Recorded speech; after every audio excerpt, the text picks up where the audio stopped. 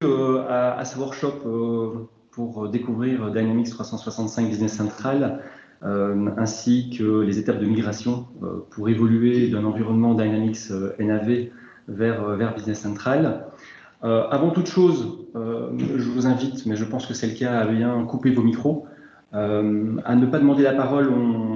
Par contre, si vous avez des questions, vous pouvez utiliser le chat de la réunion Teams. Et nous répondrons à la fin de la présentation au travers des différentes questions qui auront été posées. Enfin, on va enregistrer la présentation afin que vous puissiez la revoir si vous le souhaitez, bien entendu. On vous enverra un lien avec l'adresse de la vidéo. Et à la fin de la présentation, il y aura un QR code qui vous permettra de vous connecter à notre site internet pour pouvoir répondre à un petit sondage afin qu'on puisse s'améliorer par rapport à ces présentations. Donc, bienvenue à tous et à toutes, et je vous propose de débuter la présentation. Alors voilà, donc mon nom est Frédéric Forton, je suis le responsable des activités Business App au sein de Computerland. Pour cette présentation, je serai accompagné de Lionel Legrand, qui est un de nos solution architectes, ainsi que de Laurent Jadot, qui est responsable de la business line Business Central et Dynamics NAV. En termes d'agenda, ce que nous vous proposons aujourd'hui, c'est une brève introduction par rapport à Computerland, et puis ensuite de faire un focus sur la stratégie Microsoft, étant donné qu'on est très très fort axé, bien entendu, sur l'ensemble des offres Microsoft, et donc on essaye de coller également avec la stratégie de l'éditeur. On fera également un focus sur les fondamentaux de Business Central. Ensuite, on abordera avec Lionel les étapes de migration pour passer, donc, comme je le disais, de Dynamics NAV à Business Central et faire en sorte que ce soit bien entendu une migration réussie. Et Laurent, pour sa part, abordera la méthodologie ainsi qu'une présentation de l'application dans sa dernière version afin que vous puissiez visualiser les différences qu'il peut y avoir entre vos versions actuelles et Business Central. Et on terminera par des questions-réponses.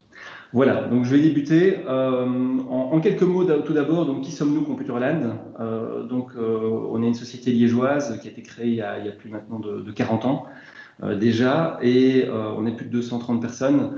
On a réalisé cette année, en 2020, un chiffre d'affaires de 31 millions, et on a pour objectif cette année, en 2021, de réaliser un chiffre d'affaires de 33 à 34 millions d'euros.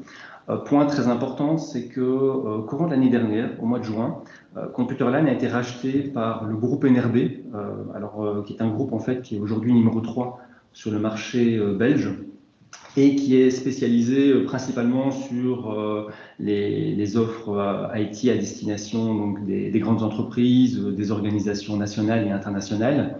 Et donc, aujourd'hui, l'acquisition de Computerland nous permet aussi, bien entendu, de pouvoir nous appuyer par rapport au groupe NRB en termes de pérennité, bien entendu, car c'est un groupe de plus de 2500 personnes avec un chiffre d'affaires qui avoisine les 350 millions d'euros. Et de notre côté, on leur apporte également aussi, à la fois au niveau vertical, on rajoute un pilier aux activités NRB, et ce pilier est dédicacé à notre ADN, qui est vraiment la petite et moyenne entreprise, et aux services qu'on peut apporter au niveau de la transformation digitale vis-à-vis de ces entreprises.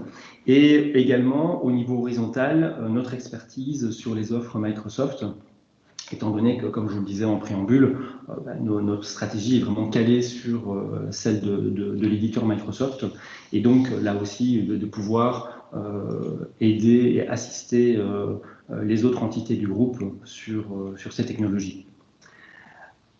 En quelques mots, quelles sont nos activités aujourd'hui? Les activités de Computerland sont organisées en 4 grandes activités. La première, c'est Modern Workplace, qui est une activité qui est dirigée par Nicolas Bellery et qui a pour mission d'accompagner nos clients dans la transformation digitale et principalement au travers des offres Microsoft 365. Donc Microsoft 365 regroupant en fait Windows et également toute la suite Office, mais également au travers de projets SharePoint, de projets de gestion documentaire.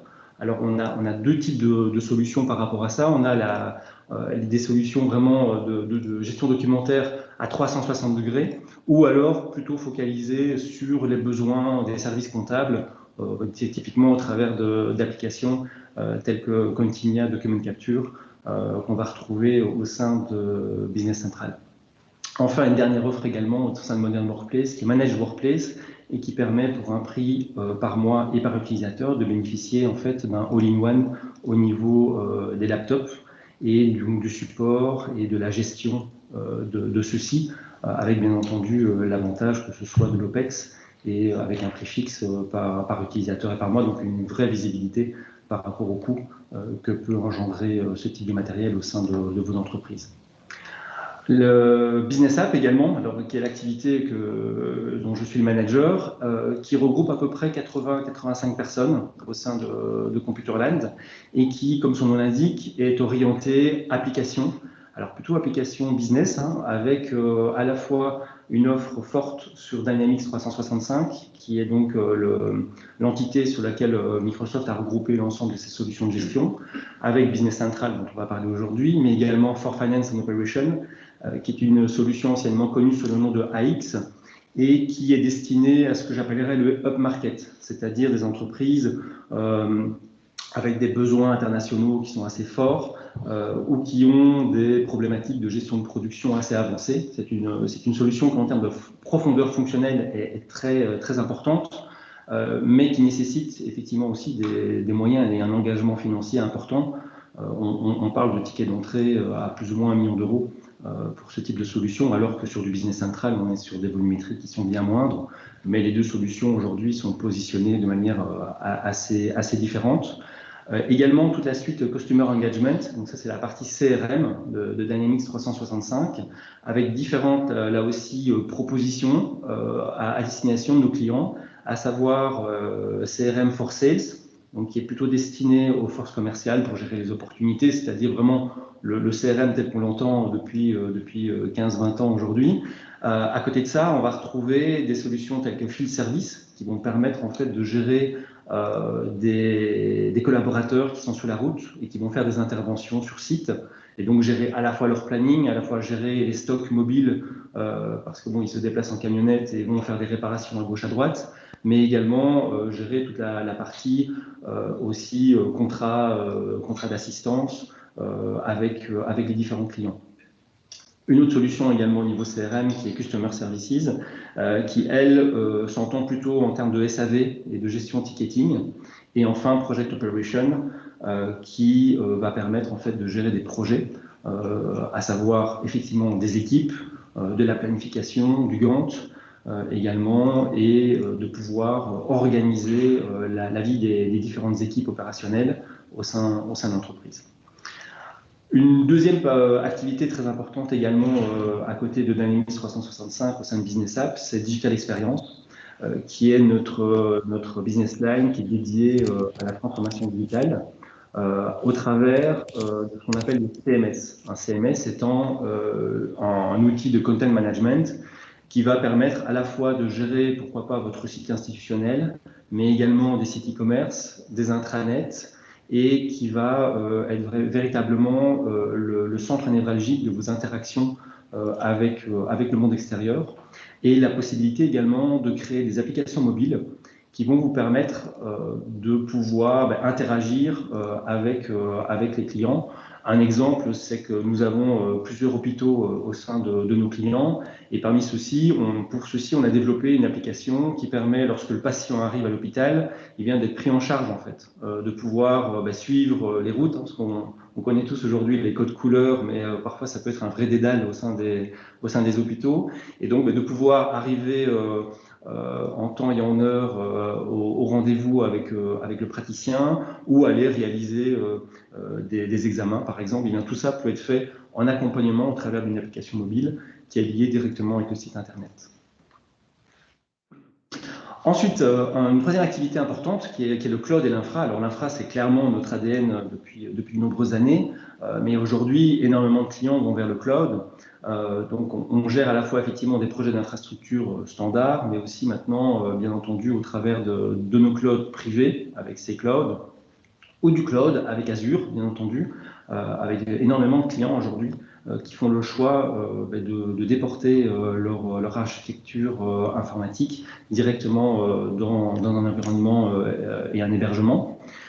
Il faut savoir qu'aujourd'hui, sur l'offre Manage Azure, nous sommes CSP Tier 1, c'est-à-dire qu'on a les plus hauts niveaux de compétences auprès de l'éditeur Microsoft, et ça nous permet également de gérer de A à Z l'ensemble de vos environnements pour le compte de Microsoft, ce qui permet aussi des interactions et une proximité importante dans le cadre de ce type de projet.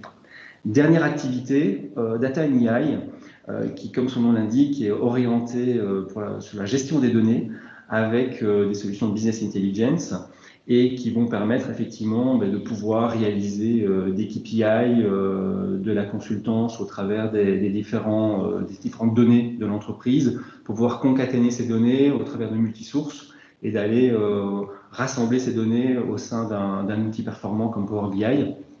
Avec le grand intérêt aussi que cette activité, on va la retrouver bien entendu au sein de Business App, étant donné que la plupart de nos clients ont pour objectif de pouvoir retirer la quintessence de leur outil de gestion et de pouvoir bénéficier de données up-to-date et qui leur permettent de gérer leur activité.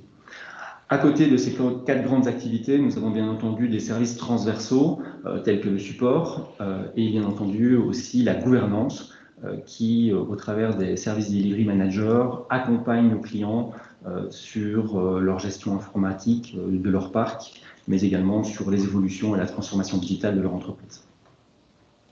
Voilà, je continue à ce niveau-là au travers d'une approche customer-centric.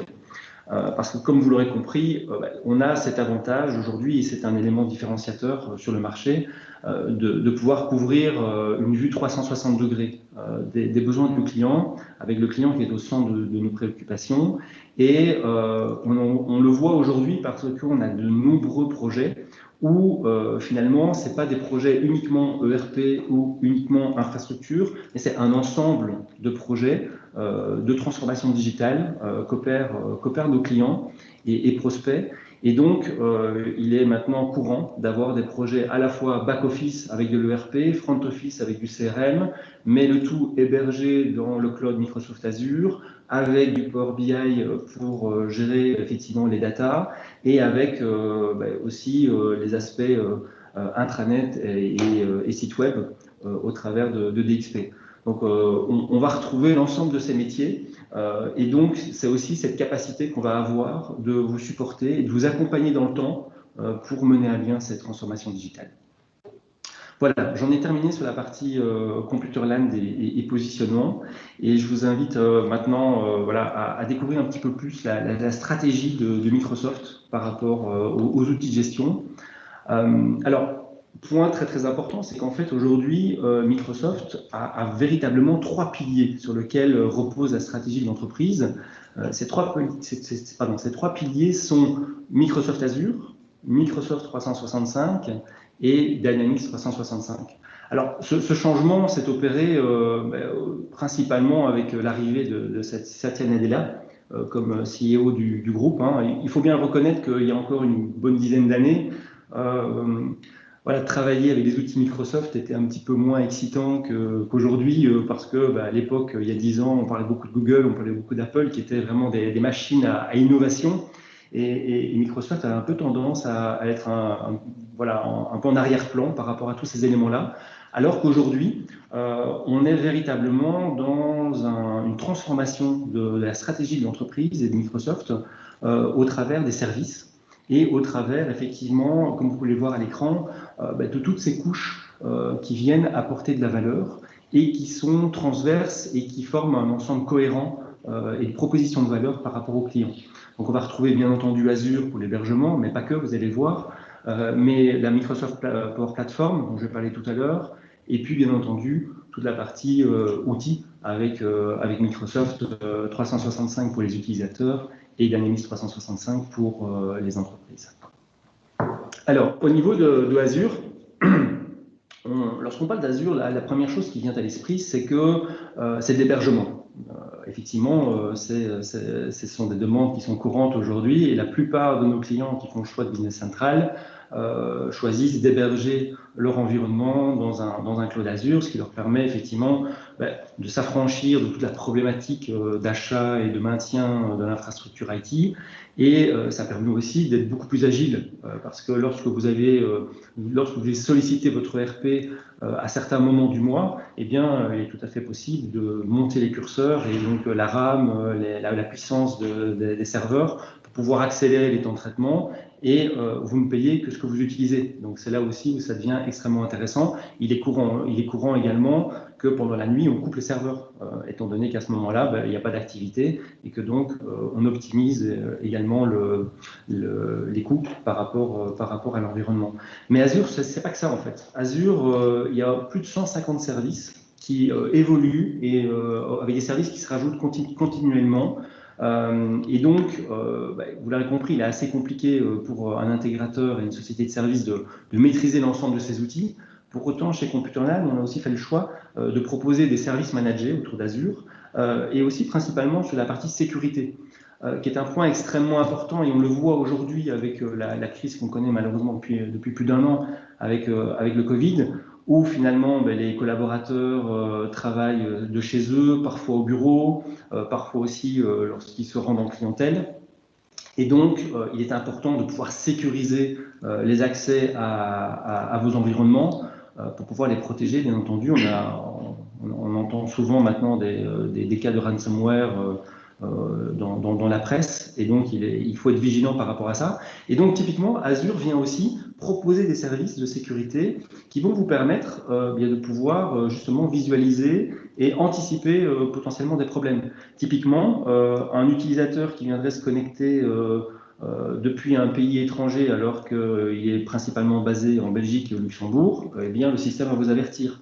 Même chose si un utilisateur venait se connecter à 3h30 du matin alors que d'habitude il se connecte entre 8h30 et 17h.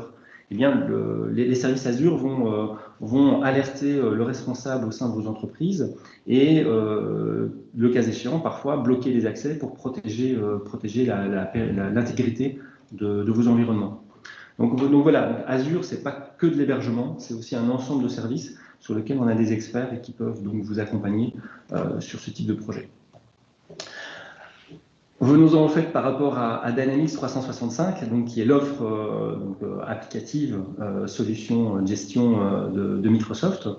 Alors cette solution est en fait un ensemble de solutions. Il n'y a pas qu'une solution Dynamics 365, il y a différents services qui vont en fait être regroupés en fonction de front-end et de back-end. C'est-à-dire qu'on va retrouver en front-end toute la partie, bien entendu, CRM, comme je le disais tout à l'heure, la partie gestion des commerciaux, gestion des ticketing, des équipes opérationnelles et qui vont en clientèle, mais également Talent qui est la solution Microsoft qui est dédiée à la gestion des ressources humaines et des collaborateurs. Et bien on va retrouver en back-end, en back-office, vraiment la partie plus ERP, donc colonne vertébrale de l'entreprise, avec la gestion des principaux flux, d'achat, de vente, de gestion de production, de finance, de gestion de projet, et avec là aussi donc différentes solutions, for Finance and Operation ou Business Central, en tout cas pour les marchés européens, mais toujours avec des solutions qui soient modernes, qui soient aussi unifiés et transverses, c'est-à-dire que les outils se parlent, les outils se voient, les outils partagent les mêmes données, c'est ce qu'on appelle le Dataverse aujourd'hui, qui permet effectivement de pouvoir saisir une fois l'information dans la base de données, et puis de pouvoir mettre à disposition cette information aussi bien au niveau de l'outil CRM, au niveau de Talent, au niveau de l'ERP. Et avec des solutions qui sont adaptables et qui vont évoluer avec le temps en fonction de vos besoins. Toute cette stratégie autour des outils repose également autour de ce qu'on appelle la Power Platform, qui est une plateforme technologique avec des outils assez performants et qu'on utilise aujourd'hui tous les jours au sein de nos équipes. Alors, il y a 4 outils principaux. Donc, Power BI, comme je le disais, qui est la solution dédiée à la Business Intelligence, mais avec l'énorme avantage que lorsque vous utilisez Business Central, Et si vous avez également des listes, vous souscrivez à des utilisateurs Power BI, eh bien, vous allez pouvoir embarquer Power BI directement dans votre Business Central. Vous le verrez avec Laurent tout à l'heure. Lorsque j'arrive dans mon dashboard, qui est mon écran principal de Business Central, eh bien, j'ai une vue directement dans Power BI. Pas besoin de lancer un navigateur Internet, de lancer une autre fenêtre. Non, tout est unifié et j'ai bien l'information au même endroit. Power Apps est un outil qui va nous permettre en fait de créer des applications directement sur smartphone et tablette et sans qu'il soit nécessaire de connaître de langage de développement. C'est du no-code et le principe c'est du drag and drop et le produit est multisource. Donc on va pouvoir créer des applications qui vont aller chercher des informations dans différentes sources, qu'elles soient des sources Microsoft ou des sources d'éditeurs tiers, et pour pouvoir justement répondre à un besoin. Typiquement, un exemple type, ça va être la gestion des notes de frais. Avant, on aurait clairement développé au sein de de la NAV, on aurait développé un spécifique pour pouvoir gérer les notes de frais, alors qu'aujourd'hui, on va s'appuyer sur les Power Apps pour pouvoir justement créer une application facile à utiliser où le collaborateur rentre une note de frais, il peut directement faire une photo de celle-ci, rentrer 2-3 informations et puis ensuite l'envoyer et ça rentre directement au sein de l'ERP. Une troisième solution qui est Power Automate qui, comme son nom l'indique, va permettre d'automatiser. Le principe, c'est que toutes ces solutions se voient les unes avec les autres, interagissent ensemble, mais on va pouvoir créer des workflows, on va pouvoir automatiser des flux, des processus entre les différentes solutions afin de pouvoir fluidifier aussi l'information et de travailler de manière beaucoup plus efficace.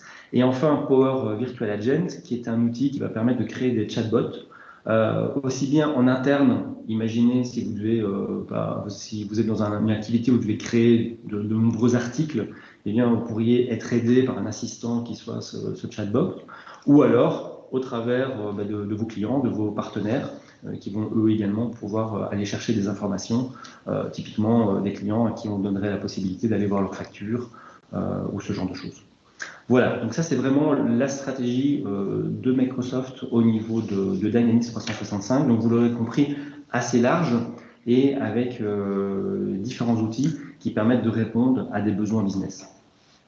Alors, je vais maintenant faire un focus sur Business Central et rentrer plus dans le vif du sujet par rapport à l'application. Donc tout d'abord, quelques chiffres par rapport à Business Central. C'est une solution qui existe depuis plus de 40 ans. On était avec mes collègues en relation avec un partenaire danois la semaine dernière qui nous faisait remarquer que ça faisait plus de 42 ans qu'il travaillait avec les outils. Et donc, il y a effectivement tout un historique et la solution s'est bâtie au fil des ans. Pour autant, il y a une vraie différence aujourd'hui avec on va dire l'ancien monde, à savoir Dynamics Nav et Navision, et aujourd'hui Business Central, on va y revenir. Aujourd'hui, l'éditeur capitalise quand même sur plus de 165 000 clients de par le monde qui utilisent Business Central ou des versions de Dynamics Nav. Dans plus de 165 pays, il y a plus de 40 localisations, dans la localisation belge bien entendu, mais également la localisation luxembourgeoise, j'y reviendrai, qui a été développée et pour laquelle on est éditeur d'une application chez Computerland. Il y a plus de 26 langues disponibles et plus de 4000 partenaires. Donc il y a véritablement un écosystème important. Et en termes aussi de transition, l'éditeur a sincèrement plutôt bien fait les choses, dans le sens où tous les clients aujourd'hui ne sont pas prêts à migrer vers le cloud. Certains ont investi dans des infrastructures et dans des architectures IT et donc veulent également pérenniser ces investissements. Eh bien, avec Business Central, vous avez la possibilité soit de travailler on-premises avec vos serveurs, installer la solution dans votre environnement, vous gérez de A à Z vos outils, ça ne pose aucun problème. Vous avez aussi la possibilité, si vous le souhaitez, de pouvoir faire héberger votre solution auprès d'une société, et donc que ce soit Microsoft avec Azure, mais ça pourrait être aussi avec Amazon ou avec IBM, ça pose là non plus aucun problème, hein, c'est des machines virtuelles. Mais vous avez cette capacité donc, de pouvoir faire le choix, ou encore d'aller véritablement dans le mode SaaS, et donc de pouvoir vous affranchir de tous ces éléments-là et vous dire finalement, moi ce qui m'intéresse, c'est pour un prix fixe par mois, eh bien c'est Microsoft qui gère l'ensemble, à savoir l'accès à l'outil, mais également la protection des données, l'hébergement, la sécurisation. Donc, tous ces éléments-là alors, sont pris directement en charge par Microsoft. On a plusieurs clients qui sont dans ce cas-là. Et ce, non plus sans limite d'utilisateur. Hein. Le SaaS n'est pas fait pour les petits clients, entre guillemets, ou les petites licences. On peut avoir des environnements complets, bien entendu. Et de toute façon, le Business Central, qu'il soit on-premises, qu'il soit hébergé ou qu'il soit en SaaS, est de toute façon toujours le même. Et l'intérêt également aussi, c'est que vous allez pouvoir évoluer d'un choix à l'autre. On peut très bien commencer par du SaaS, et puis l'entreprise se développant, faire le choix d'aller ensuite héberger l'application dans Azure pour pouvoir là aussi le compléter avec un certain nombre de fonctionnalités ou de logiciels tiers. Ça pose aucun problème.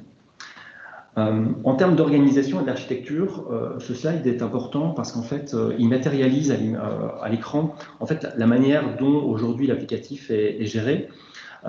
Vous allez avoir en fait ici le logo Business Central avec effectivement le cœur de l'application qui gère en fait à la fois la partie finance, la partie négoce et la partie gestion de production. Ça, c'est ce qu'on appelle vraiment le noyau de Business Central aujourd'hui, avec l'ensemble des fonctionnalités qui sont livrées out of the box, donc en standard, par l'éditeur Microsoft. Donc, on a déjà un environnement qui est très riche, qui est à la fois avec une largeur fonctionnelle, mais à la fois aussi une profondeur fonctionnelle, parce qu'on peut faire énormément de choses avec l'outil. Et donc, ce noyau, à la différence de NAV, donc des anciennes versions, eh bien, ce noyau aujourd'hui est complètement fermé. C'est-à-dire que seul Microsoft interagit sur le noyau. Pourquoi ce choix? C'est un choix qui aujourd'hui est dans l'air du temps. Hein. D'autres éditeurs comme Oracle ou SAP font exactement la même chose. C'est-à-dire que dans l'ancien temps, dans l'ancien monde, eh bien, vous aviez des mises à jour qui étaient espacées de 2, parfois 3 ans. Si on repense à Dynamics NAV, vous aviez une version NAV 2009, NAV 2009 R2, et la suivante, c'était NAV 2013. Donc, vous voyez un petit peu, fallait être patient par rapport à ces changements de version. Et puis surtout, il fallait également aussi s'assurer d'avoir les reins assez solides, parce que souvent, c'était des big bang. Parce que quand on passait d'une version à l'autre, il y avait énormément de changements et donc c'était forcément beaucoup plus complexe et ça demandait aussi beaucoup plus de budget pour pouvoir évoluer d'une version à l'autre. Aujourd'hui, on est dans un monde qui est beaucoup plus agile et donc le noyau, il évolue 2 fois par an. Il évolue systématiquement au mois d'octobre et il évolue systématiquement au mois d'avril. Donc pour l'instant, la version qu'on installe chez nos clients, c'est la version d'octobre 2020. Et on attend là maintenant la prochaine version début avril 2021 qui va elle aussi apporter un certain nombre de fonctionnalités. C'est très intéressant parce que ces mises à jour 2 fois par an nous permettent d'avoir à la fois des mises à jour fonctionnelles, c'est-à-dire proposer de nouveaux outils et de nouvelles fonctionnalités aux clients pour pouvoir travailler de manière plus efficace, mais aussi des nouveautés en termes d'architecture et en termes d'intégration avec l'ensemble de l'écosystème Microsoft. J'en veux pour preuve, par exemple, que sur la version Business Central de octobre 2020, eh bien, faisait déjà son apparition une première intégration avec Teams. Parce que, bon, avec le Covid, on l'utilise tous et toutes. Et eh bien, il y a possibilité aujourd'hui de partager très facilement des informations dans une réunion Teams qui viennent de Business Central. Ça, c'était un premier pas de la part de l'éditeur. Et maintenant, avec la version d'avril, on s'attend à faire un plus grand pas encore et une meilleure encore intégration entre Business Central et Teams. Et pour finalement arriver avec ce que vous verrez tout à l'heure avec par exemple Outlook, où les 2 environnements se voient et communiquent l'un avec l'autre. Donc on va avoir véritablement ici donc ce noyau. Ce noyau, bien entendu, est en lien. Alors ici, c'est matérialisé au travers de Dynamics 365 avec des applications CRM, mais qui donc vont communiquer les unes avec les autres. Quand vous travaillez avec les 2 outils, CRM d'un côté en front office et en back office avec le RP, eh bien, les 2 environnements se voient, communiquent, échangent. Et lorsque vous êtes dans Business Central, vous avez des informations qui viennent de CRM et inversement, quand vous êtes dans CRM, vous avez des informations qui viennent directement de la part de votre ERP. Et puis, à côté donc, de ce noyau, Microsoft a laissé la possibilité d'avoir en fait ce qu'on appelle les extensions. Les extensions, ce sont en fait des portes ouvertes qui vont permettre d'aller rajouter soit du code spécifique parce que vous avez des besoins qui sont particuliers et qui ne sont pas rencontrés par le standard de l'application. Et ça va également nous permettre d'aller chercher des apps au travers d'un store, hein, comme ce que vous connaissez aujourd'hui avec votre smartphone. C'est exactement la même chose avec l'App Store ou avec le Google Play Store. Eh bien, au sein de Business Central, vous avez également un store qui vous permet d'aller chercher des applications pour répondre à un besoin particulier. C'est extrêmement intéressant parce qu'il y a des applications qui sont gratuites et des applications qui sont payantes. Pour autant, là où avant on aurait peut-être dû développer quelque chose, eh bien, on va d'abord et avant toute chose aller voir s'il n'y a pas un outil, une application qui répond à votre besoin. Typiquement, on le voit ici, c'est matérialisé de couleur verte, bleu-vert, avec par exemple Document Capture, qui est une solution développée par un partenaire qui s'appelle Continia, qui existe depuis de nombreuses années, hein, qui fonctionne d'ores et déjà avec les versions NAV existantes, mais qu'on va pouvoir embarquer directement dans Business Central au travers d'une app et qui va permettre de gérer par exemple toute l'ossérisation, donc la reconnaissance des factures entrantes au sein de vos services financiers, ainsi que tous les workflows de validation auprès des différentes personnes pour la validation donc, des factures. Autre exemple, par exemple, c'est Tasklet. Tasklet qui est une solution d'un partenaire qui nous permet de gérer de la logistique et donc de pouvoir gérer des guns dans un entrepôt logistique avec déjà des flux qui sont prédéfinis mais qu'on peut venir enrichir avec de nouveaux flux qui vous seraient personnalisés. Et donc, plutôt que d'aller chaque fois réinventer et recréer quelque chose, on va plutôt aller chercher des applications. Et puis, Computerland, on a également une casquette d'éditeur dans le sens où on a verticalisé Business Central pour le monde brassicole et le monde de l'alimentaire.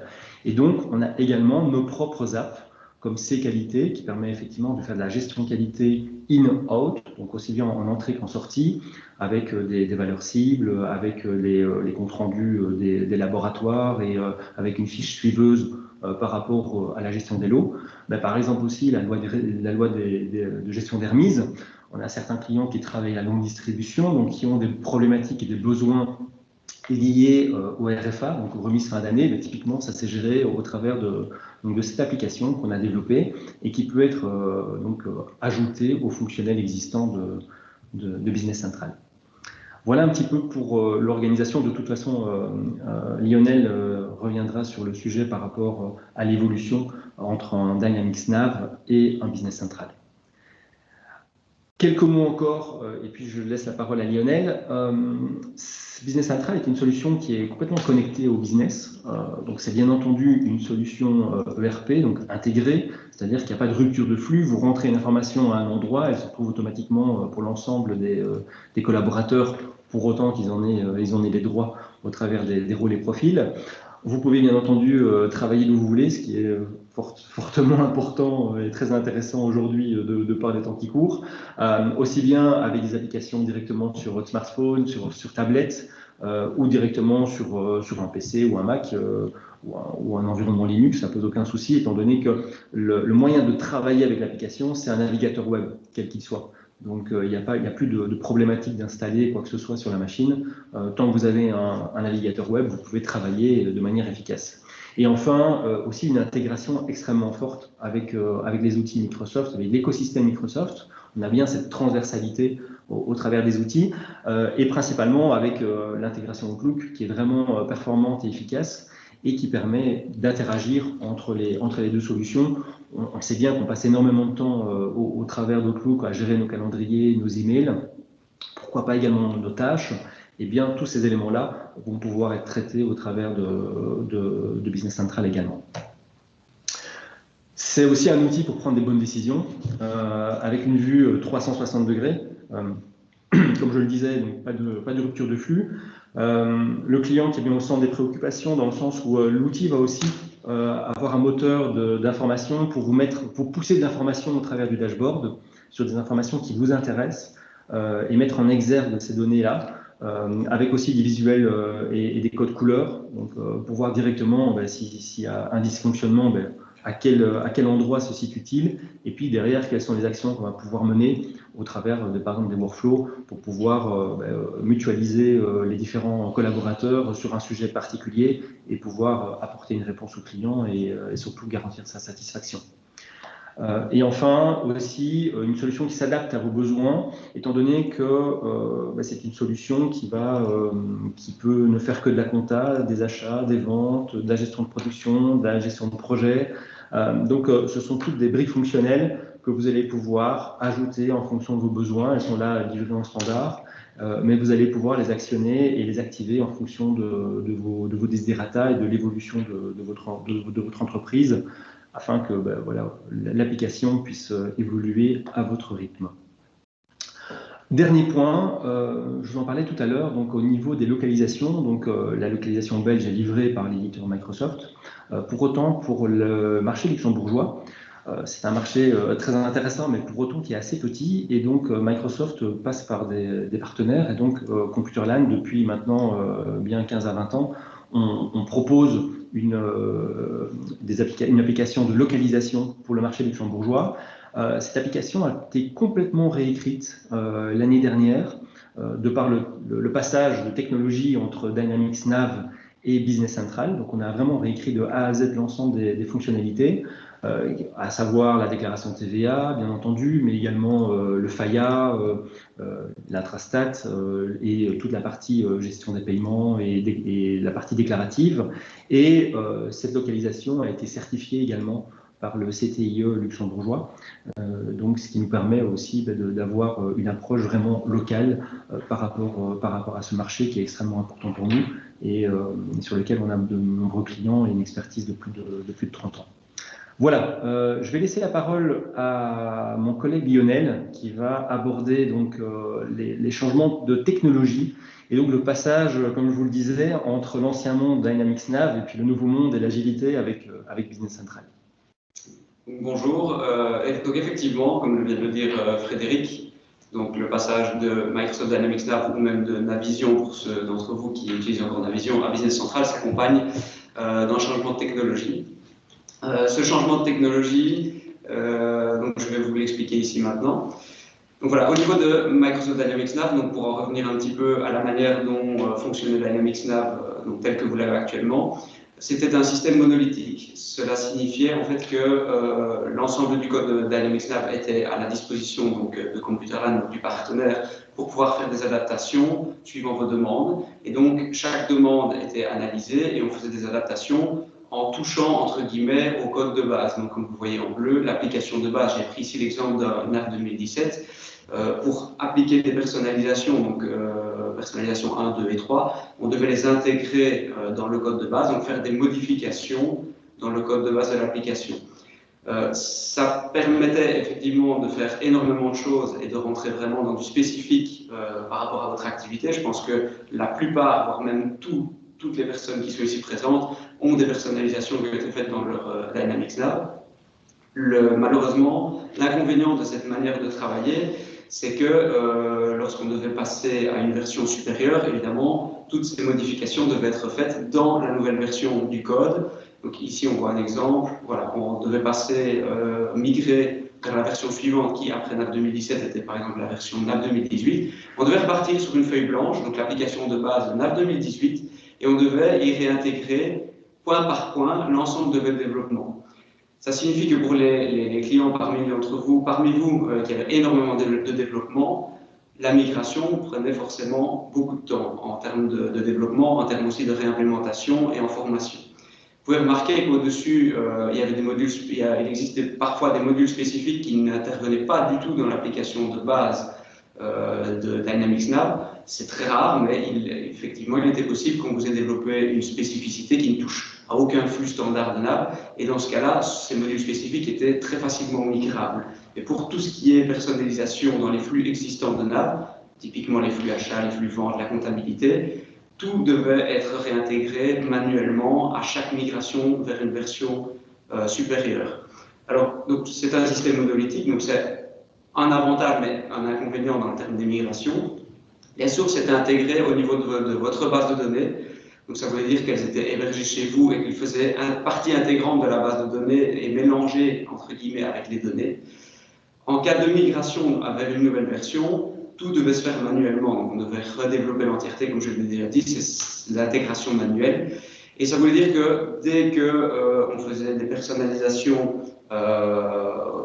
mettre en place un spécifique propre à la manière dont vous fonctionnez dans Dynamics Nav, on partait vers une trajectoire parallèle du produit. Donc Microsoft continue à faire évoluer son produit et vous restez dans la version, par exemple 2017, dans laquelle vous étiez, avec vos personnalisations, et c'est un chemin parallèle. Et donc pour revenir à hauteur de Microsoft, dans l'exemple ici, la 2018 où il avait sorti, on devait vraiment faire beaucoup de travail pour pouvoir revenir sur le droit chemin, entre guillemets, pour être parallèle à ce que Microsoft a mis en place.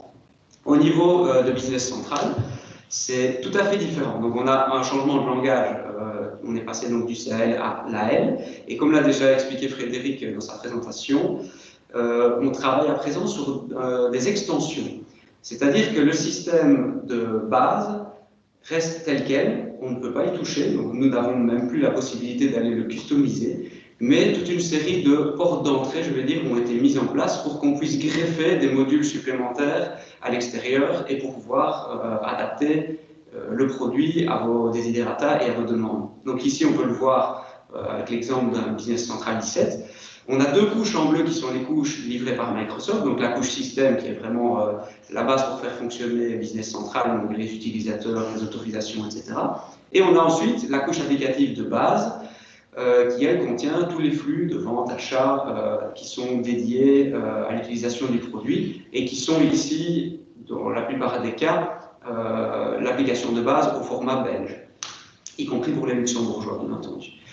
Ensuite, lorsque des personnalisations sont à mettre en place, ce sont les modules jaunes que vous voyez en haut, on les ajoute au-dessus de l'application de base. Donc on ne touche plus du tout à l'application de base telle qu'elle a été définie par Microsoft. Et lors d'une migration, on peut voir ici, par exemple, la migration vers le Business Central 18, donc qui se ferait éventuellement au mois d'avril lors de la sortie du Business Central 18. On n'a aucune opération à faire en ce qui concerne le code des personnalisations et des modules spécifiques. La mise à jour de l'application de base se fait de manière transparente et c'est, comme l'a expliqué Frédéric, on a également la possibilité d'avoir des add-ons. Vous voyez le rectangle vert qui correspond à un add-on, donc soit disponible via le market, l'app source, comme l'a expliqué Frédéric, ou soit installable manuellement par nos soins. Mais également cet add-on, si une nouvelle version est publiée par l'éditeur, celui-ci peut être également mis à jour de manière transparente pour être appliqué dans votre business central.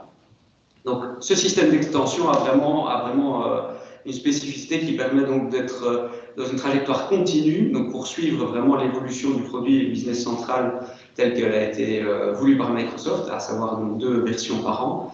Donc ça permet vraiment d'avoir toujours la dernière version, de toujours bénéficier de toutes les nouvelles améliorations ainsi que toutes les corrections, puisque parfois il peut arriver que des corrections soient nécessaires, tout en conservant vos spécifiques et vos personnalisations qui auront été mises en place dès le début du projet, sans devoir faire d'adaptation de notre part lors de la migration. Le système d'extension a aussi un avantage, c'est qu'il est compatible en SaaS ou en on-premise. Donc, comme l'a expliqué Frédéric, les 2 versions, soit hébergées par Microsoft, soit hébergées en Azure ou sur vos propres serveurs.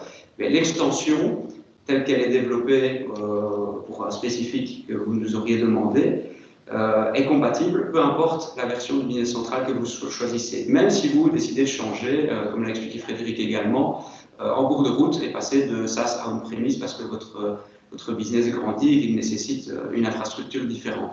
Donc, c'est de nouveau la possibilité de migrer assez facilement, sans trop d'intervention de la part des développeurs de Computerline. Les sources sont externalisées, c'est-à-dire qu'à présent, elles ne sont plus stockées au sein de la base de données de Dynamics Nav. Donc, la base de données va contenir essentiellement vos données et les sources sont des fichiers externalisés, ce qui nous laisse aussi, nous, la possibilité en interne d'avoir une gestion des sources via un contrôle de sources, donc qui nous permet d'avoir vraiment un historique de toutes les demandes, de pour quelles raisons telle spécificité a été développée, également de pouvoir revenir en arrière à la demande si jamais il y a eu un développement qui ne se passe pas bien, et également de pouvoir identifier dans le futur de la mise en place d'une nouvelle version, et tiens, quelle est la raison d'un développement qui avait été fait là? Est-ce que ce développement n'est pas, par exemple, remplacé par une nouvelle fonctionnalité qui vient d'apparaître dans la dernière version de l'application? L'intégration automatisée, dans le cadre du SaaS, le développement en extension permet une mise à jour automatisée de Business Central. Donc, dans le cadre du on-premise, la mise à jour devra toujours se faire à votre demande et elle devra toujours être faite par des techniciens de chez Computerland. La mise à jour n'est pas automatisée, mais la gestion d'extension permet de le faire de manière aisée. Par contre, en SaaS, la mise à jour est automatisée. Donc, lorsque votre Business Central est hébergé par Microsoft, il est mis à jour de manière automatique tous les 6 mois, sans intervention de notre part, sauf vraiment en cas d'incohérence de données ou d'incohérence avec les spécifiques qu'on aurait développés. Donc, ceci se fait tout à fait automatiquement lorsque vous êtes en SaaS. Et comme l'a dit Frédéric également, ben voilà, il y a un catalogue d'add-ons qui ne fait que grandir de jour en jour et sur lequel on se base également pour répondre à vos besoins avant même de vouloir vous développer forcément une nouvelle demande en spécifique pour vous. Voilà le point au niveau des changements technologiques pour Microsoft Business Central. Donc maintenant, je pense que je vais laisser la parole à Laurent pour expliquer un petit peu le passage, la gestion de projet, vraiment au niveau du passage de version de Dynamics Nav à Business Central. Très bien. Bonjour à tous et merci Lionel. Effectivement, vous avez déjà compris que le passage d'une version Nav ou Navision vers Business Central, ça engendre énormément de choses, de changements de technologie, de nouvelles fonctionnalités disponibles, une nouvelle ergonomie également que je vais vous présenter au niveau de l'interface utilisateur. Et donc, ça veut dire que c'est un vrai projet en soi qui, bien évidemment, doit se reposer sur une méthodologie. Méthodologie que je vais vous présenter maintenant ici, c'est une méthodologie qui va se décomposer en différentes phases, avec bien évidemment une phase initiale que j'ai appelée ici le 0.0, qui va consister en une analyse technique, analyse qui va évidemment déboucher sur la phase de contractualisation, dans lequel on va vous remettre un budget pour ce projet de migration, associé évidemment à un planning et à un plan projet. Concernant le projet de migration en tant que tel, donc 4 grandes phases que je présenterai juste après. Donc la première phase, de manière assez classique, évidemment, le lancement qui associe toute la communication, le plan de communication, le plan de gouvernance associé à ce projet de migration. Et puis, dans cette première phase, on va entreprendre tout le travail technique, donc c'est évidemment une grosse partie qui incombe à l'intégrateur Computerland. Donc je vais expliquer en quoi ça consiste juste après. La deuxième phase, qui consiste évidemment à tout ce qui est formation des utilisateurs clés, toute la partie très importante des tests et de validation, et évidemment tous les correctifs suite à la première phase. Troisième phase, les formations internes. Donc on reste tout à fait dans l'esprit que vous connaissez, où ce sont les utilisateurs clés qui ont été formés initialement par les consultants Computerland qui vont in fine former les utilisateurs finaux au sein de nos clients. Et la quatrième phase qui est la phase de démarrage et d'assistance. Donc si on regarde maintenant plus en détail les différentes phases, donc dans l'analyse technique, ce qui est important de comprendre, c'est que la très grosse majorité des migrations que l'on entreprend se fait à périmètre constant, c'est-à-dire que l'on prend les fonctionnalités que vous avez dans votre Navision et on les migre vers la nouvelle version Business Central. Donc habituellement, ce que l'on fait, c'est qu'on mène préalablement donc, une analyse technique pour référencer tous les développements spécifiques que vous avez aujourd'hui dans votre version actuelle et valider le fait, éventuellement, de les conserver ou de les supprimer. Parce qu'il est clair que dans le cycle de vie de votre logiciel, il y a peut-être certaines choses qui ont été développées, qui ne sont plus tout à fait peut-être pertinentes ou opportunes, ou peut-être qui peuvent être éventuellement optimisées. Et donc cette phase d'analyse va nous permettre de voir s'il est pertinent effectivement de reprendre tous ces développements.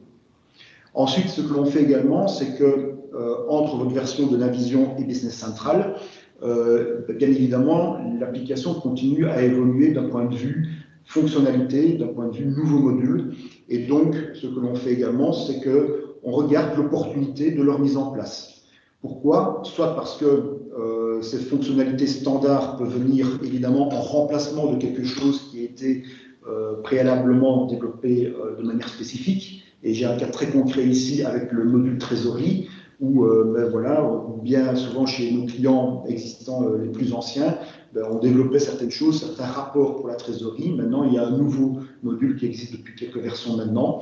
Et donc, il nous arrive fréquemment de remplacer les développements spécifiques par rapport à cette trésorerie avec ce nouveau module qui est présent. Et puis, on regarde également, parce que parfois, il y a de nouvelles fonctionnalités qui permettent d'obtenir directement un quick win. Je pense notamment à tout ce qui est gestion des approbations ou des flux de travail qui, directement, peuvent apporter un réel plus dans votre gestion quotidienne. Donc, une fois qu'on a contractualisé, on démarre vraiment le projet avec cette première phase que j'ai expliquée. Donc, que va-t-on faire de manière précise? La première chose, c'est que l'on fait un référencement de toutes les fonctionnalités que vous utilisez aujourd'hui dans votre Navision. Ça va nous permettre de définir ultérieurement le plan de validation et le plan de testing. Ensuite, de manière directe, on installe Business Central sur votre instance, soit on-premise ou soit hébergée dans le cloud. Et puis, alors, le gros travail, évidemment, c'est que par rapport à vos développements spécifiques, vous l'avez compris, avec ce changement de technologie, on est amené à devoir créer des extensions qui vont reprendre en fait les aménagements et les personnalisations qui seront conservées en provenance de votre Navision actuelle. Le travail suivant, c'est la migration des données, qui va éventuellement transiter par différentes versions intermédiaires dépendant de l'ancienneté de votre version actuelle. Et puis également, un gros travail qui concerne la migration des layouts. Donc tout ça, évidemment, c'est un gros travail de notre côté. Les livrables liés à cela, évidemment, le logiciel installé et activé. Et puis, évidemment, ce schéma et ce document de liste de référencement des fonctionnalités. Et en termes de réunion, évidemment, le kick-off pour le lancement du projet et les différentes réunions copiles de comité de pilotage en fonction de l'avancement. Pour la deuxième phase, donc, qui concerne maintenant la formation et la validation, donc les formations, bien évidemment, très importantes, deux volets. D'abord le volet ergonomique, puisque, comme vous l'avez compris, il y a évidemment une nouvelle interface au niveau de Business Central, donc que je vais vous présenter juste après. Et puis également, on vous forme par rapport aux nouveautés du logiciel, donc soit les aménagements apportés dans les modules existants, notamment au niveau du module projet, il y a quand même pas mal de choses qui ont évolué, donc on vous explique clairement les nouveautés par rapport à ce module, mais également, comme je l'ai expliqué tout à l'heure, si on se met d'accord sur le module trésorerie, par exemple, on vous forme évidemment sur ce module. Troisième élément, la personnalisation de l'interface utilisateur, élément très important pour avoir vraiment une utilisation optimisée au quotidien de la solution. Donc, dépendant évidemment des versions que vous utilisez actuellement, vous savez que cette interface était déjà plus ou moins personnalisable. C'est d'autant plus aujourd'hui avec le Business Central, et encore une fois, je vais vous montrer cela. Quatrième élément, très important aussi, la gestion des droits, des sécurités, donc ce qu'on appelle les autorisations maintenant, et des profils métiers. Et puis évidemment, on va faire le suivi du fichier des recensements des fonctionnalités. Donc les livrables liés à ça, c'est la documentation standard du logiciel, qui maintenant est online. Donc ça, c'est évidemment un gros plus par rapport aux versions plus anciennes. Et puis évidemment, le plan de formation. Et en termes de réunion, évidemment, toujours un suivi assuré au travers des réunions de comité de pilotage. Troisième phase, les formations internes. Donc, comme je l'ai expliqué, les key users chez vous, les utilisateurs clés, auront en charge la formation interne des utilisateurs finaux. Et gros point, évidemment, c'est toute la validation de la solution, c'est-à-dire à travers les schémas de test, s'assurer que toutes les fonctionnalités que vous utilisez au quotidien aujourd'hui dans votre Navision fonctionnent bien dans la nouvelle version Business Central. Donc en termes de livrables, évidemment, on va continuer à travailler sur le fichier de suivi de test. Il y aura différents comptes rendus d'intervention. Et en termes de réunions, évidemment, les formations, les réunions de go-no-go pour le démarrage et les comités de pilotage. Et puis évidemment, la quatrième phase, donc le déploiement et l'assistance. Donc ça veut dire qu'au niveau du déploiement, on refera une migration réelle des données à l'instant du go-live. On se penchera également sur toute la mise en exploitation des différentes interfaces de Business Central avec d'éventuels logiciels tiers. Il y aura évidemment la mise en place de l'environnement réel, le démarrage à proprement parler, l'assistance au démarrage, c'est-à-dire que bien évidemment nos consultants seront sur place pour vous assister et assister vos utilisateurs au day-to-day dans les premières journées de l'utilisation de Business Central, et puis évidemment le transfert ensuite depuis l'équipe projet vers notre service support. Donc les livrables, les comptes rendus d'intervention bien évidemment, le PV de recette de démarrage de la solution, et en termes de réunion, bien évidemment toujours le comité de pilotage mensuel. Voilà, donc ceci c'est vraiment la méthodologie qui est spécifique à ce projet de migration, qui est fondamentale pour réussir cette migration de Navision vers Business Central. Je vais maintenant passer dans la présentation de Business Central, et pour ça je vais prendre la main sur la présentation. Voilà. Alors, avant de rentrer vraiment dans Business Central, Frédéric tout à l'heure vous a expliqué toute l'intégration aujourd'hui de la couche Dynamics 365 avec le stack Microsoft et notamment avec Outlook. Outlook que vous utilisez, je suis pratiquement certain, tous aujourd'hui au quotidien et de manière intensive. Et je vais vous illustrer cette intégration à travers ce petit exemple, c'est-à-dire que je simule ici la réception d'un email qui est envoyé ici d'un contact qui est référencé dans la gestion des contacts de Business Central. Et cet email, le contenu c'est quoi? Voilà, bonjour Angela, donc Angela étant censé être le responsable commercial de ma société de démo. Bonjour Angela, pourriez-vous me remettre prix pour 2 tables de conférence Anvers et 4 lampes Amsterdam? En vous remerciant d'avance avec la petite formule de politesse qui va bien. Dans le mail, la nouveauté, c'est que vous avez maintenant ici un pavé Business Central. Et quand je clique sur ce bouton qui s'appelle Panorama des contacts, qu'est-ce que le système est maintenant capable de faire?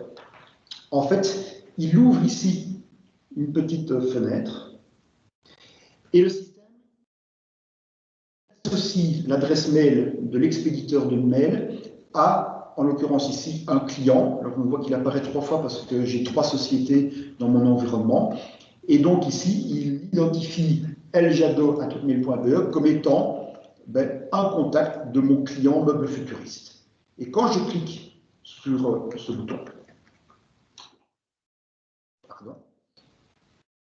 voilà, automatiquement, le système, qu'est-ce qu'il fait? Il me présente directement en provenance de Business Central des informations pertinentes par rapport à ce client.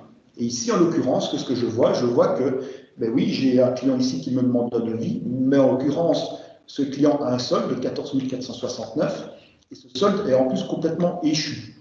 Et je peux aller un cran plus loin, c'est-à-dire qu'en cliquant sur ce montant, automatiquement, je vais pouvoir voir que c'est lié à une facture qui est la 103 216 et que cette facture, effectivement, ici, reste avec un montant ouvert de 14 469 avec une date d'échéance qui, en l'occurrence ici, était au 6 mai 2020.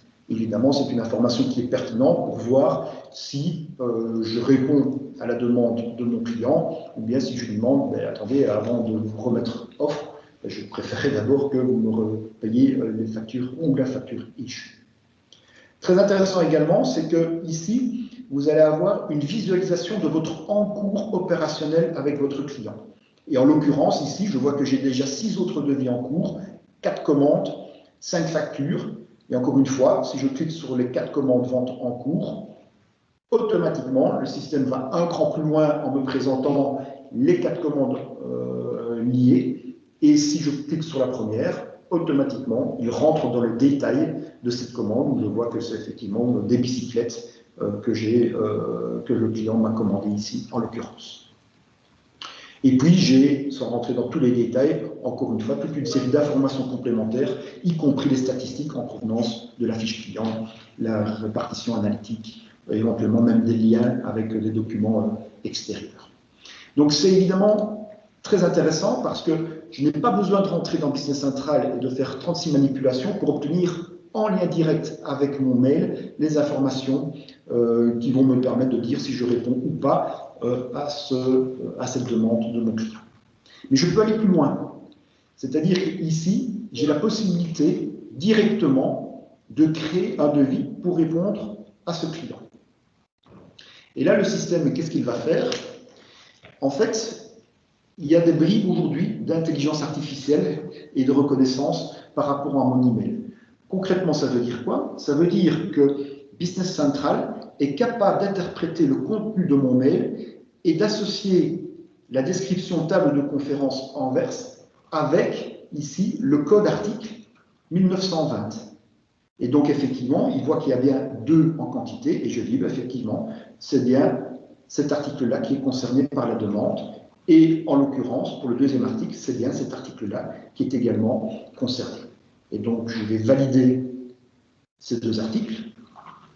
Je valide, et automatiquement, le système, qu'est-ce qu'il fait? Je suis toujours dans mon mail, mais il génère automatiquement dans Business Central le devis avec l'en-tête, les différents éléments, avec évidemment les éléments de prix, et, qui restent évidemment personnalisables directement au niveau de mon email, les conditions de paiement qui sont évidemment modifiables, les adresses, en tout cas toutes les informations nécessaires pour mon devis.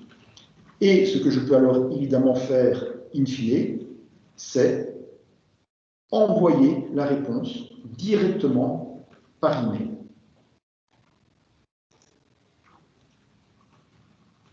Alors, ça prend un petit peu de temps, voilà.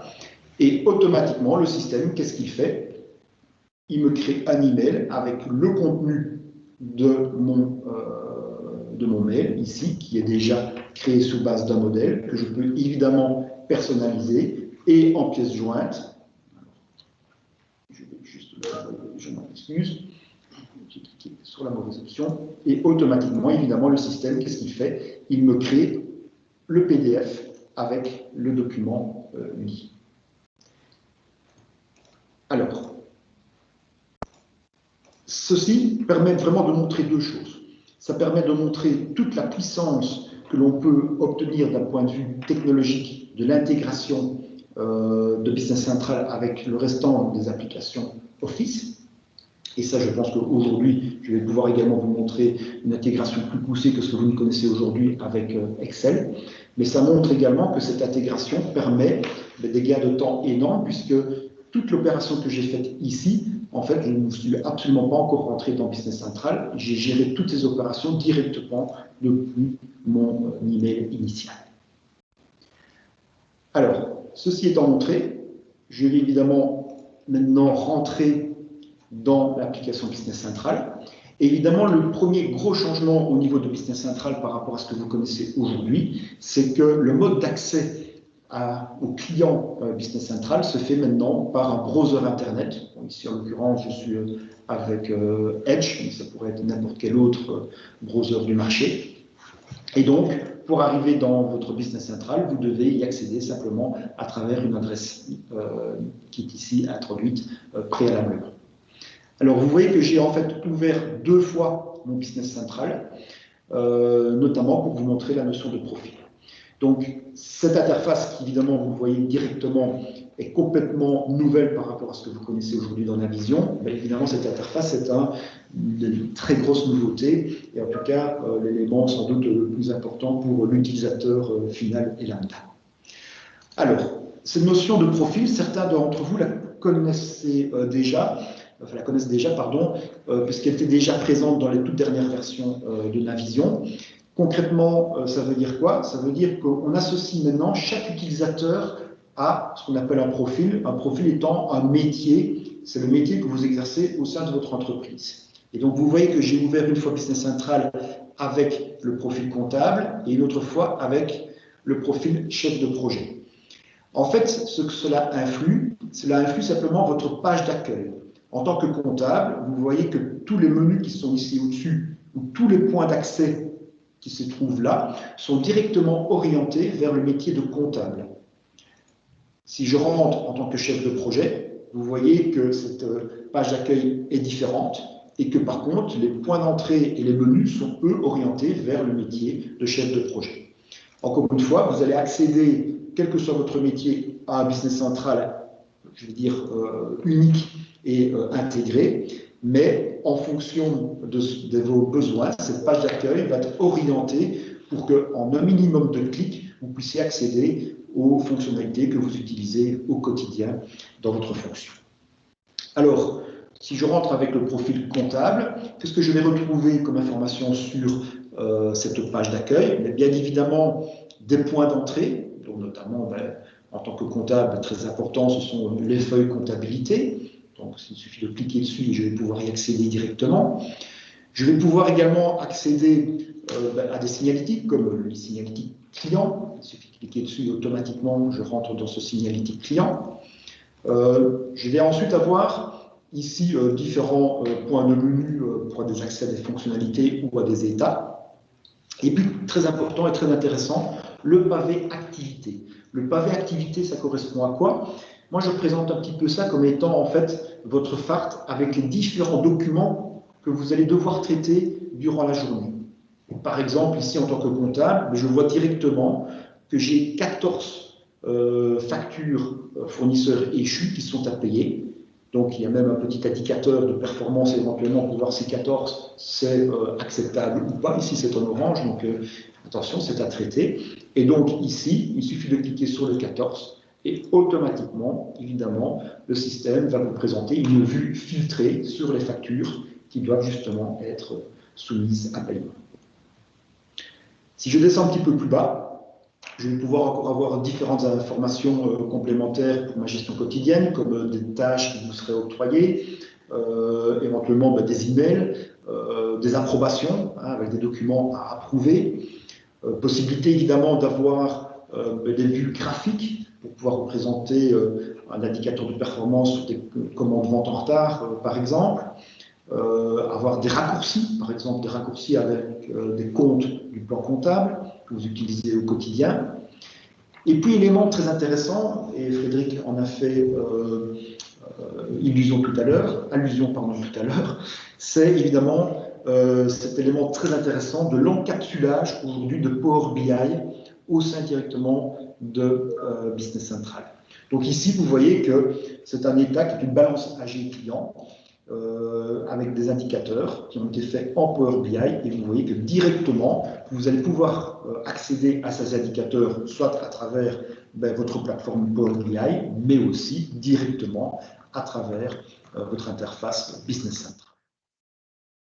Alors, cette page d'accueil évidemment elle est très intéressante, c'est la page qui va être l'origine de toutes vos opérations dans Business Central et donc cette page va pouvoir être entièrement personnalisé en fonction de vos besoins, soit par vous-même, soit par l'administrateur du profil. Et ça se fait de manière très très aisée, puisque en fait quand vous avez un point de menu, tous ceux qui sont en vert ici sont ceux qui apparaissent actuellement, et ceux qui sont grisés, ce sont ceux qui n'apparaissent pas pour le moment. Donc si je veux faire apparaître ce point de menu, je peux l'afficher. Je peux évidemment le déplacer avec un simple drag and drop. Et un autre point de menu, je vais pouvoir simplement le masquer. Et en fait, tous les éléments de cette page d'accueil, je peux procéder exactement de cette manière-là. Donc, si je veux faire disparaître à un moment donné ce schéma, il suffit simplement de le masquer. Et comme vous l'avez vu, à un moment donné, je peux faire un drag and drop pour venir déplacer les éléments entre eux. Et toute la page va se réajuster de manière dynamique. Donc là, j'étais rentré dans le mode de personnalisation. Une fois que c'est fait, je peux terminer et automatiquement, les modifications que je viens d'effectuer, j'en hérite soit à titre personnel, ou bien si je suis rentré dans le mode de configuration en étant administrateur du profil, ça veut dire que tous mes collègues qui ont le même profil que moi vont en hériter directement. Bien. Alors, élément également très intéressant, c'est que ici, normalement, si vous avez bien personnalisé votre page d'accueil, vous devez normalement avoir accès en lien direct à 80 ou 85%, je vais dire, des fonctionnalités que vous utilisez au quotidien. Maintenant, il n'empêche qu'à un certain moment de votre activité, vous devez pouvoir accéder à des fonctionnalités qui ne vous sont pas nécessairement familières. Et donc, pour cela, il y a un nouveau point de menu qui est très intéressant. C'est la fameuse petite coupe que vous retrouvez aujourd'hui dans tous les environnements Office 365. Et donc, quand je vais cliquer dessus, je vais lui dire, voilà, j'aimerais bien accéder, par exemple, à tout ce qui est projet. Et donc, je tape une chaîne de caractères, et le système, qu'est-ce qu'il va faire? il va en fait m'afficher d'abord les 3 points de menu qui lui semblent être le plus pertinents par rapport à ma chaîne de caractères ici. Mais en fait, c'est les 3 plus pertinents, mais au total, il est capable d'en référencer 25. Et donc, il me suffit de cliquer dessus pour accéder directement à ce point de menu. Mais au-delà de ça, il va également me présenter tout ce qui concerne les états et les analyses liées au projet. Donc ici, en l'occurrence, les analyses projet ou les projets par client qui sont des listes. Et encore une fois, il me présente les 3 plus pertinents en sachant que je peux en avoir au total une vingtaine. Mais surtout, ce qui est très intéressant et ce qui est très puissant maintenant, c'est que le système vous propose directement l'aide en ligne liée à cette chaîne de caractères. Et encore une fois, il vous présente les 3 plus pertinents, mais il y en a d'autres. Et en cliquant directement sur le point qui m'intéresse, en l'occurrence ici, par exemple, paramétrer les ressources, les feuilles de temps et les projets, si je clique dessus, automatiquement, le système va m'ouvrir l'aide en ligne directe de Business Central, auquel vous pouvez accéder, dans laquelle évidemment vous pouvez naviguer. Et aujourd'hui, elle est nettement plus complète que ce qu'elle ne pouvait l'être dans le passé. Elle est même aujourd'hui agrémentée de certaines vidéos qui sont excessivement bien faites. Donc ça, c'est un gros plus, je vais dire, clairement aujourd'hui au niveau de Business Central. Et donc, à travers évidemment ce pavé de recherche, ça vous permet évidemment d'aller rechercher n'importe quelle fonctionnalité à laquelle vous pouvez accéder, vous êtes autorisé à accéder dans Business Central. Alors, pour aller un cran plus loin, je vais prendre un point de menu qui est le point de menu classique de la liste des clients. Donc, quand je clique sur client, automatiquement, il ouvre le menu client. Ce module s'ouvre par défaut en mode liste, comme c'était déjà le cas dans les dernières versions de Navision, mais qui ne l'était pas dans les versions 2009, 2013, 2015. Et donc, ici, je suis dans un mode liste, comme vous le connaissez déjà plus ou moins aujourd'hui dans Navision, avec différentes colonnes.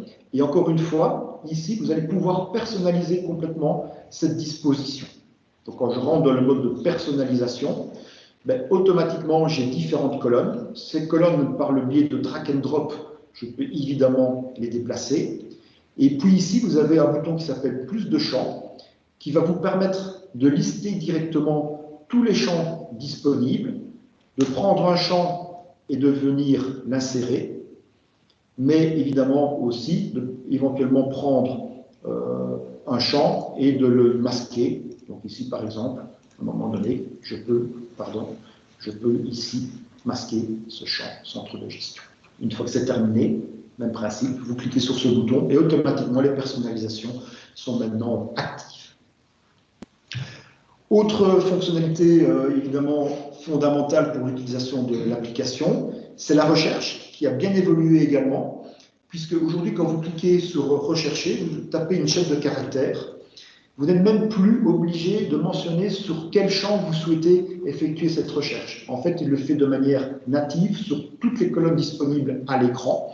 Et donc, c'est pour ça qu'en tapant la chaîne de caractères Rob, je vois que sur le 3e enregistrement, c'est dans la chaîne de caractères ici. Mais par contre, pour les 2 premiers enregistrements, ça se trouve à un autre endroit. Ici, en l'occurrence, pour le 2e enregistrement, c'est sur le nom du contact que cette information et cette chaîne de caractères se situe. Alors, élément évidemment aussi très intéressant et fondamental, c'est les filtres qui peuvent être appliqués. Alors, les filtres, vous les connaissez déjà également dans les anciennes versions de Navision. Donc, au niveau des filtres, vous avez toujours la possibilité d'enregistrer ces filtres comme c'était le cas préalablement. Alors, ça, évidemment, c'est l'effet démo. Je vais prendre ici mon 2e profil. Et donc, je vais appliquer ici les filtres que je souhaite, comme vous les connaissez déjà. Donc, je vais par exemple mettre un filtre sur le code vendeur en disant je veux voir tous les clients qui sont gérés à travers mon vendeur OR. Et je vais appliquer un 2e filtre en disant je veux également tous ceux qui sont gérés depuis le magasin jaune. Voilà, ça, c'est des choses que vous connaissez déjà à l'heure actuelle. Vous avez la possibilité, donc, comme je disais, d'enregistrer cette vue filtrée, tout comme c'est déjà le cas actuellement. Mais une belle nouveauté, évidemment, c'est que vous pouvez non seulement exporter ces informations dans Excel, mais vous pouvez les modifier dans Excel. Donc concrètement, ça veut dire quoi? Ça veut dire que quand j'ouvre Excel et que j'ai effectué cette fonctionnalité de modification, donc il ouvre ici Excel, avec la vue filtrée que je viens de prendre. Ça prend un tout petit peu de temps parce que, comme vous le voyez, il doit intégrer l'ADIN Dynamics dans Excel. Voilà. Et donc, je me retrouve avec la vue filtrée que j'avais ici. Et la puissance du système, c'est que, en fait, vous allez pouvoir directement en ligne modifier les valeurs. Et donc, si par exemple je tape ici AB, je l'applique à tout le monde, je publie.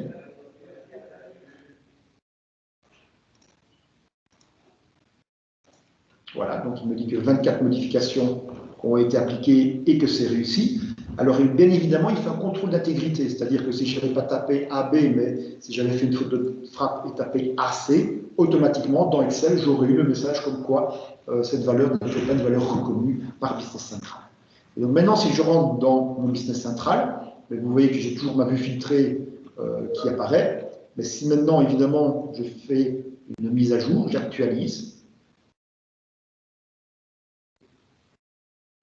dans ma vue filtrée, par la force des choses, comme tous ces clients sont passés du code OR, code vendeur OR à AB, je n'ai plus rien. Et donc, si j'enlève maintenant le filtre, vous voyez que tous les clients ont maintenant hérité de la valeur AB.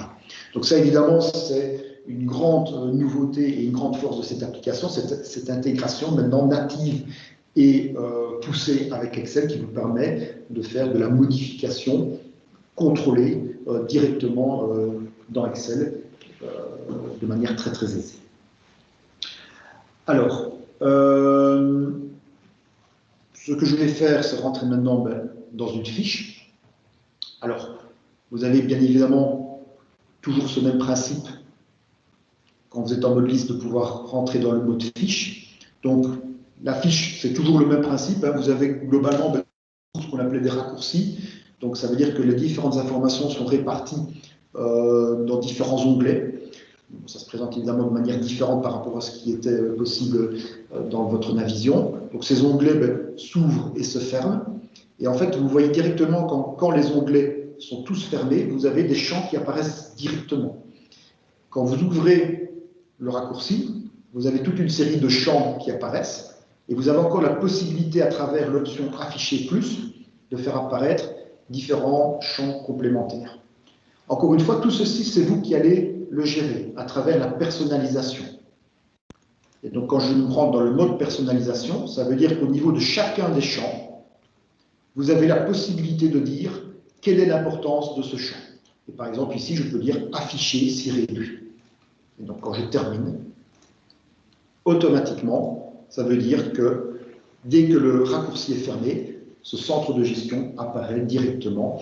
Donc ça vous permet concrètement d'avoir des fiches clients qui peuvent être le plus simple possible pour qu'en un minimum de temps, vous puissiez voir les informations qui sont pertinentes pour vous. Et puis si vous devez aller voir plus de détails, il vous suffit d'ouvrir alors les différents raccourcis pour aller chercher l'information qui vous intéresse. Autre élément qui est excessivement intéressant de la nouvelle version, c'est quelque chose que, en partie, vous connaissez déjà, ce sont les pièces jointes. Donc, vous avez la possibilité, par rapport à n'importe quel enregistrement de la base de données, ici en l'occurrence une fiche client, mais ça va être vrai pour une fiche article, pour une fiche fournisseur et pour différents autres éléments. Vous avez la possibilité de faire un lien vers un document externe, par exemple, qui va se trouver sur votre SharePoint. Et donc, ici, en l'occurrence, j'ai un document. Mais le côté très intéressant, c'est que vous avez une option maintenant qui va vous permettre de dire que ce document doit se retrouver maintenant dans tous les documents commerciaux liés à ce client, comme la commande, la facture. Directement, dès que vous cochez cette option, le document ici qui est présenté, en l'occurrence un document Word, va se retrouver directement accessible également depuis votre commande ou depuis votre facture. Ça, je pense que ça peut être excessivement intéressant également. Alors, dernière chose que je voulais montrer, bon, il y a beaucoup d'éléments à présenter, mais Aujourd'hui, c'est évidemment pas possible pour moi de tout vous présenter, mais un élément important, parce que Frédéric vous en a parlé tout à l'heure, et également Lionel, c'est évidemment une des grandes forces de Business Central, c'est que vous avez accès au marché des applications directement depuis votre Business Central. Et donc, par le biais de ce point de menu, vous avez en fait ici accès aux extensions, qui soient soit des extensions qui soient propres à vous, ou alors vous avez évidemment la possibilité d'accéder directement online au marché des extensions.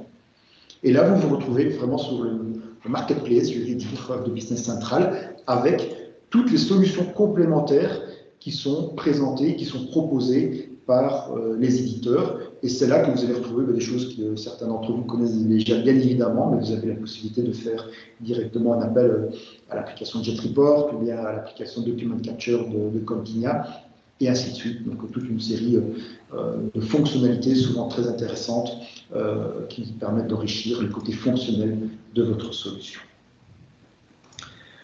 Voilà, je pense que j'ai fait le tour de ce que je voulais vous présenter aujourd'hui.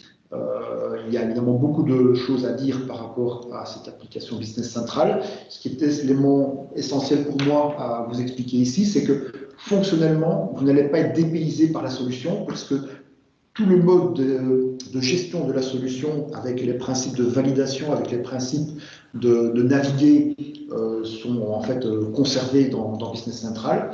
Les deux gros éléments, c'est évidemment cette nouvelle interface, et ça c'est l'élément le plus perturbateur sans doute pour l'utilisateur final, et puis évidemment une grosse évolution sur toute l'intégration technologique, que ce soit évidemment, comme Lionel vous l'a très bien expliqué tout à l'heure, la nouvelle technologie, les nouveaux langages de programmation et cette nouvelle gestion des extensions qui vous permet également d'accéder de plus en plus à des fonctionnalités et à des modules complémentaires proposés par des éditeurs du monde des éditeurs Microsoft et Business Central. Voilà. Alors, je ne sais pas s'il y a eu des questions pendant la présentation et s'il y a des choses auxquelles il faut répondre. Alors, on a répondu à des questions par chat. Par contre, il en reste deux, Laurent. Oui. Alors, il y a la première question, peut-on créer une tâche et un suivi de la tâche dans Business Central directement à partir d'un email? Alors, je dirais que pour répondre à cette question-là, je vois ça plus, pas directement dans Business Central, mais plus, à mon avis, au travers la plateforme Power Automate, oui. Donc, qui sera évidemment intégré à Business Central, mais voilà, je pense que là, pour gérer ce genre de choses, c'est effectivement faisable aujourd'hui, mais ce n'est pas natif nécessairement à Business Central, c'est complètement une fonctionnalité transverse aujourd'hui, c'est-à-dire que à travers un email, on peut éventuellement faire directement appel à la plateforme Power Automate pour effectivement avoir une tâche et un suivi de tâche, et tâche et suivi de tâche qui éventuellement seront alors intégrés à Business Central. Il est à noter aussi que dans Business Central, vous avez aussi la possibilité de mettre en œuvre ce qu'on appelle des flux de travail. L'idée, c'est quoi? C'est vous êtes comptable au sein de l'entreprise et en fin de mois, vous devez finaliser et clôturer les comptes mensuels, la TVA, ceci, cela. Eh bien, vous allez pouvoir créer en fait des tâches au sein de Business Central, mais qui sont liées en fait à des fonctionnalités et donc à des processus, et pouvoir en fait enregistrer ces tâches pour s'assurer qu'effectivement, en fin de mois, l'ensemble des clôtures soient faites de manière complète, que le reporting soit réalisé, sorti, envoyé, pourquoi pas à la maison mère, et ce genre de choses. Donc ça, c'est possible aussi. Ça se fait au travers de la compta, mais ça peut se faire à n'importe quel endroit. On peut mettre en place un système donc, de tâches, mais là qui est directement lié à Business Central et aux fonctionnalités de Business Central, et vous permettent en fait d'avoir un genre de checklist qui vous assure que l'ensemble des process ont bien été réalisés pour une ou plusieurs tâches données.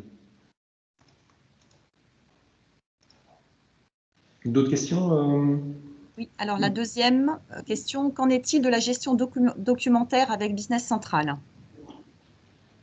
Alors là aussi, en fait, cette question apporte plusieurs réponses. La première, c'est que comme vous l'avez vu avec Laurent, on a toujours la capacité dans Business Central de rattacher les documents, quels qu'ils soient, directement à l'application. Alors, c'est ce qu'on voyait tout à l'heure avec le client. On aurait pu avoir un contrat cadre, où on aurait pu avoir un accès à ses locaux, ce genre de choses. Donc ça, c'est un premier niveau.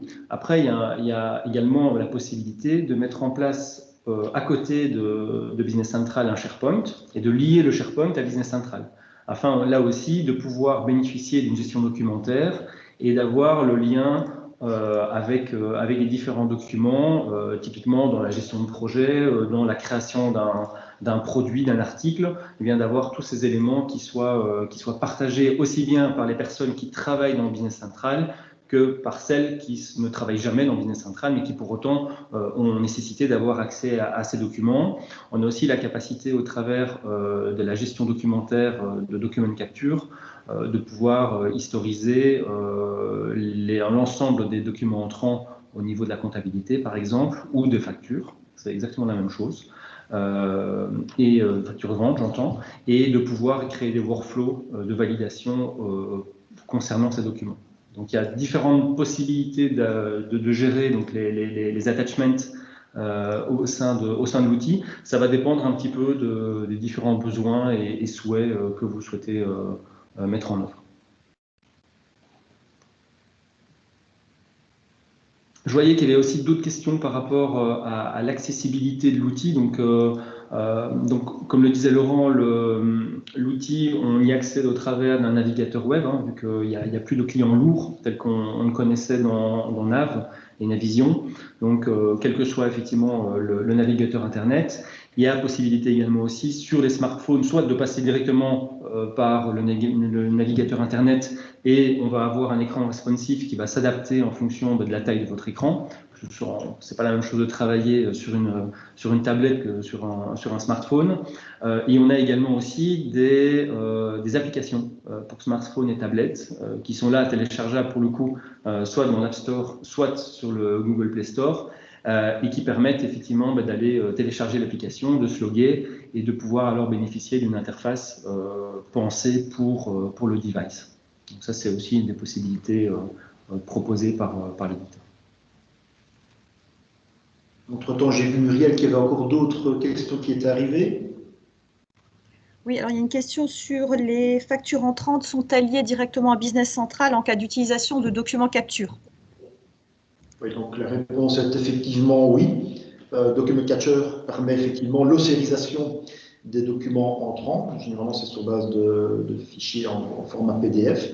Et donc, va faire évidemment la reconnaissance de ces factures avec les documents de commande et de réception. Et donc, va permettre effectivement d'avoir une intégration directe du PDF avec la facture enregistrée dans Business Central.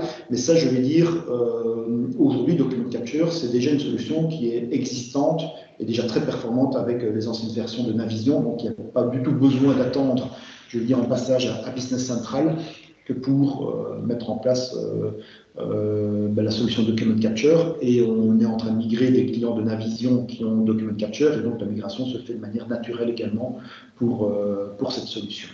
Il est important de noter que Document Capture est un peu un cas à part, dans le sens où il y a effectivement une base installée qui est très importante et sur des anciennes versions. Maintenant, toutes les applications qu'on va trouver sur l'App Source n'ont pas non plus cette stratégie et donc nécessitent d'être en Business Central et ont abandonné, entre guillemets, l'utilisation de NAV ou de Navision dans les précédentes versions. Donc ça dépend un petit peu de chaque ISV, donc c'est-à-dire les éditeurs des applications. De notre côté, par exemple, aujourd'hui, toutes nos applications sont développées effectivement en AL et donc bénéficient à des environnements Business Central quasi exclusivement. Je parle par exemple de CTax pour la gestion des taxes parafiscales ou, comme on l'a vu tout à l'heure, de la gestion des lois de remise ou de la gestion de qualité. Ce sont des outils qu'on va retrouver principalement et essentiellement au sein de Business Central parce qu'on est dans une optique d'un changement de langage de programmation et aussi de par la nécessité d'avoir des outils qui soient up-to-date par rapport aux dernières versions vu qu'on a 2 versions par an.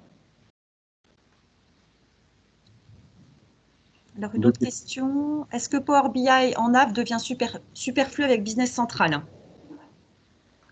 Mais disons que, effectivement, comme vous avez pu le voir de manière assez succincte, mais dans le dashboard de Business Central, on va retrouver un pavé avec Power BI. Donc en fait, simplement, quand je suis moi, Frédéric Forton, utilisateur de Business Central, je lis mon compte Frédéric Forton avec mon compte Power BI.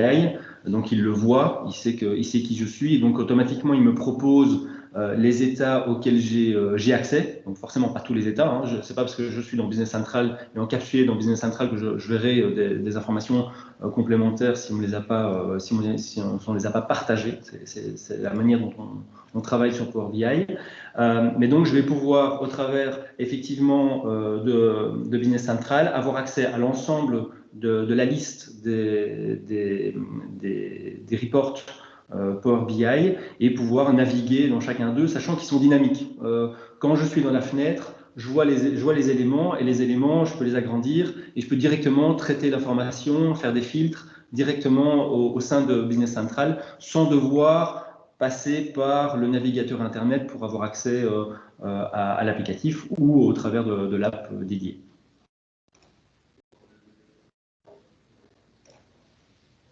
Je pense que on a répondu à toutes les questions, sauf erreur de ma part.